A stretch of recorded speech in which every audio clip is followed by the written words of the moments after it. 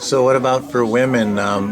Boston Marathon even was not allowing women to run, but obviously at the Equinox, women were welcome right from the start. And I'm also curious about young kids. Was there any discussion about not letting kids run, or was women and children welcome immediately? You know, I think back about that often. The whole situation.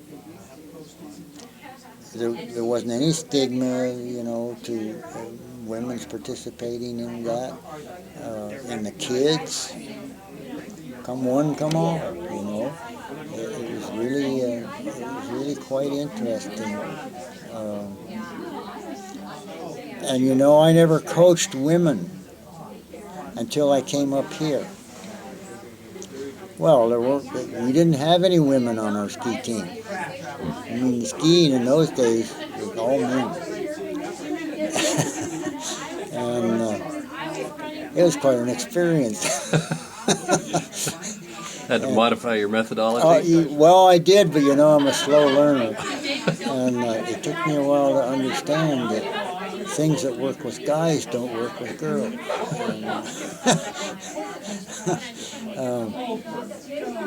But running long distances was thought to be hazardous to women's health.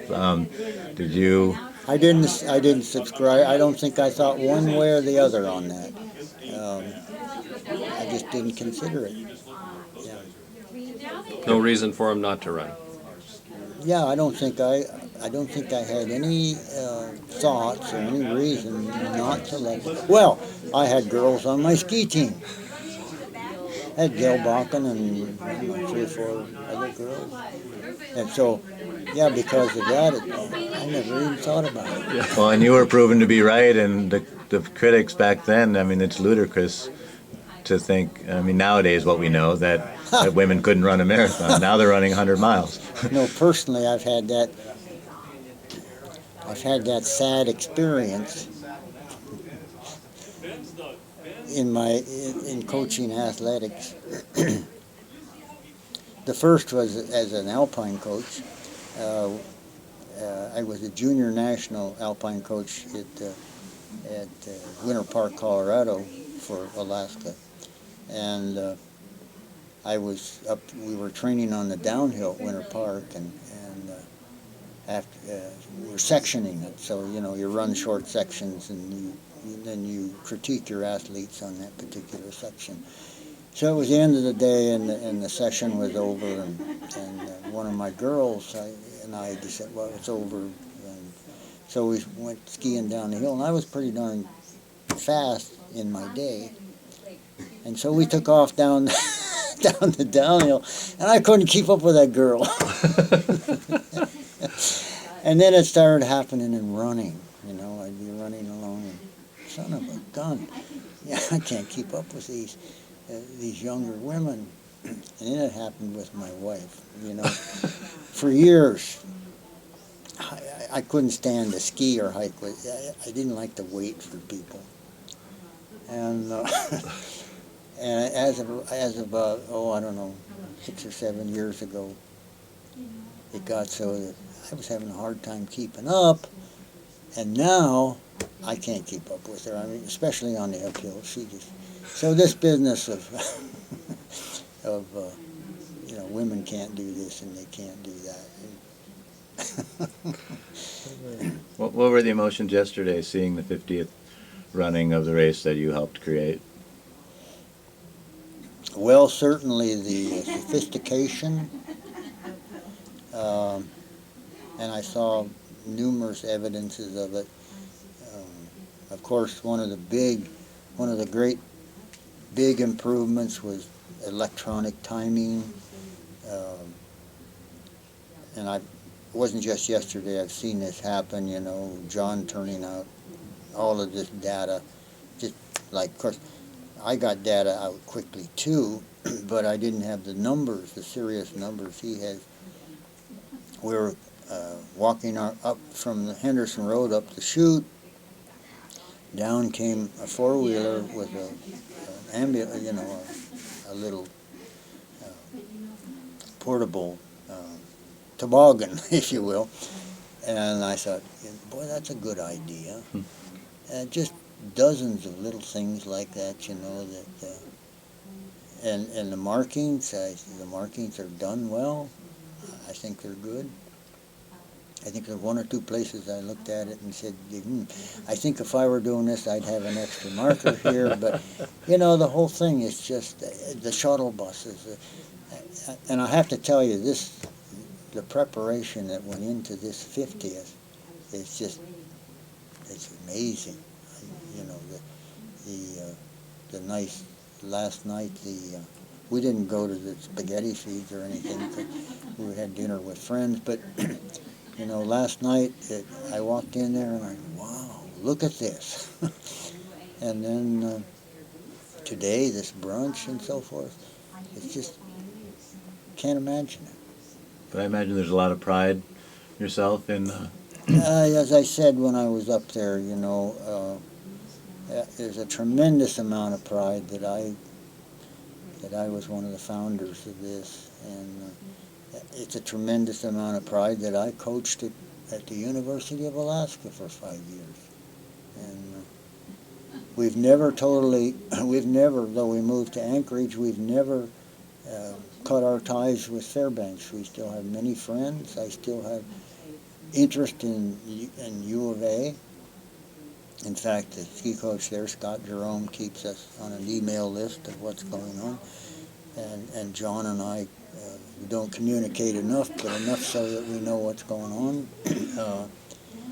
Yeah, there's a lot of pride in Fairbanks, and just not the Equinox, but Fairbanks too. And sometimes we get very irritated with some of our Anchorage friends that thinks the sun rises and sets in Anchorage, and you know, Fairbanks. I'll tell you one thing: we're just blown away with the traffic and the expansion in Fairbanks. Yeah. Not such a small town anymore. Yeah. Oh boy!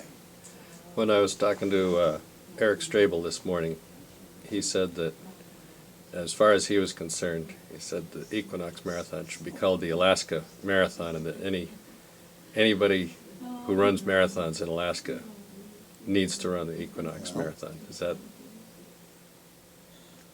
I don't know. You know, at first glance, it would seem it's the hardest, toughest equinox in the United States. But then I'm told of one. Lance Parrish told me of one in Arizona, someplace where it's 26 miles from start to finish, and it's uphill most of the way. I don't know about that. Yeah. There's been a lot of new marathons in the Rockies and elsewhere in the West that are all trail and more difficult than the Equinox now, but I think the Equinox is unique because at the time that it was created, there was only 10 or 12 marathons in the country, and Pikes Peak was the only one that was harder. Are they marathons or are they ultra marathons? There's marathons, a lot of trail marathons, and then of course a lot of ultras as well. But there are just 26-mile races that are involving altitude and a lot of elevation change. But I think the Equinox has a pretty, thanks to your trail design, such as it was, that has a pretty unique mix of surfaces and terrains, which is, it's not all flat and it's not all trail. It's a little bit of this and a little bit of that, which I think makes it harder to win. Yeah, I remember our discussion our very brief discussion, and you know, I tended to disagree with you. I thought about it this morning, and I said, well, maybe John's right. Us old skiers like dirt and grass, Right. and spruce needles, and but maybe he's right. You know, if you appeal to the potential of all athletes, there may be some athletes that appreciate that the old Nenana Highway. But, Yeah. certainly not to my liking. You know, Nat and I always tried to get that off of the road as much as possible.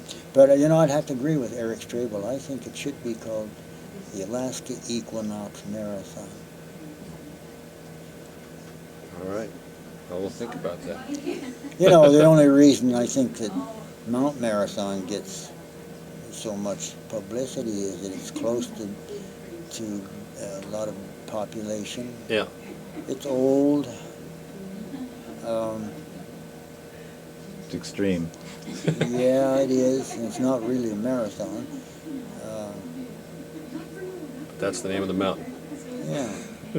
So I think that yeah, I would like to see this become the Alaska Equinox Marathon.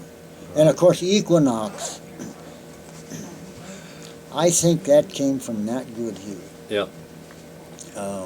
Nat thinks in terms.